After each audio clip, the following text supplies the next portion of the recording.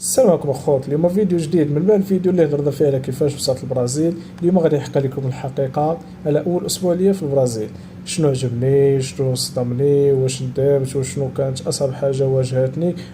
اول حاجه غادي نبداو فيها هي مني خرجت من المطار. اول حاجه كانت هي كيفاش وصلت للسكن.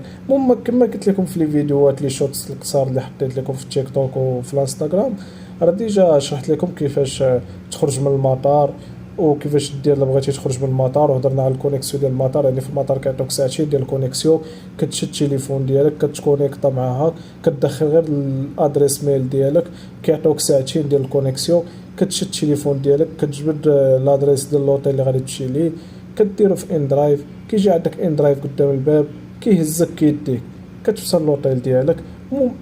الحوايج اللي كنا شفناهم، اللي الحوايج اللي تصدمت فيهم انا تما، هو الدنيا جديده، كلشي جديد، واحد الطرقان في شكال، واحد الدنيا في شكال، واحد الجو في شكال. واللغه، اول عائق كان عندي هو اللغه لقيت مفهوم مشكل بزاف. حيت اللغه انا واخا كنا كنقراو داكشي، ولكن ملي حطيتي رجلك في ارض الواقع ماشي نفس اللغه اللي كنتي كتقرا. يعني لغه في شكال، كنا كنستعملوا غير كنخدموا بالتليفون. اغلبيه اللي كنبغي ندوي معاه كنخدم بالتليفون، غير هما الناس اللي متفاهمين. يعني تقدر تواصل معاه بالتليفون، تقدر تهضر معاه في التليفون. كيعطيك وقت، كيعطيك وقت واخا ما عارفش اللغه ديالو، كيعطيك وقت وكيتحاور معاك وكيترجم معاك وكيشرح لك وينعت لك، واي حاجه بغيتيها كيوريها لك. ثالث حاجه اللي هي الماكله هناك نصيحه اللي ما عندوش مع اللي مولف الماكله ديال الدار وداك الشيء، انه غادي يتعذب في الماكله هنا. ان الماكله كاين عندهم ماكله لافيراي وغاليه، وكاع اللي لقيتي شي حاجه زوينه كتلقى الثمن، كاين الثمن. بالنسبه للناس اللي كيقول لك الحكا انا غادي نمشي لماكدو، انا غادي ندير برجر كينغ، انا هادي، الا جيتي تقابل ماكدو وبرجر كينغ خاصك على الاقل واحد 1000 درهم في النهار، وما غاديش تقدك. يعني كاين المصروف. يعني هنا الا بغيتي تاكل خاصك تجيب طيب في الدار، تاخذ بلاطو ديال البيض ديالك، تمشي تقدى اللحم، تقدى الدجاج، اي حاجه باش ديباني باش طيب. يعني لوطيل اللي غادي تريح فيه خاصك تشد لوطيل بالمواعن ديالو بكل شيء ليه، باش تلحق تشري وتبدا طيب في الماكله ديالك. ومن بين الحوايج اللي بدينا بهم اللي هما اهم حاجه هما الوثائق.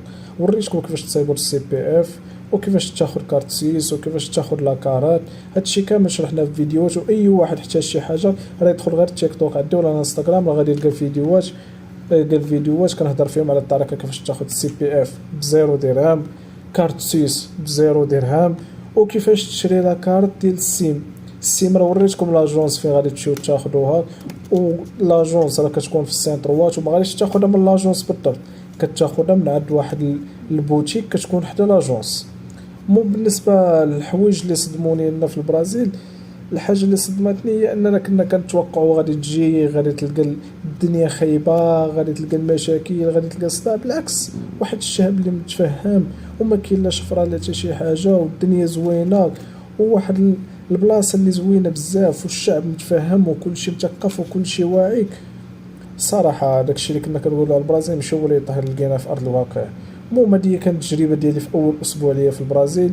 ولا بغيت تشوف فيديو على المصاريف وشحال خلصت ديال الفلوس، وشحال ديال الفلوس باش خاصك تعيش لنا، وشحال خاصك من خلال التجربه ديالي، ما عليكم غير تخليو لي كومونتير، ونتلاقاو في فيديو جاي.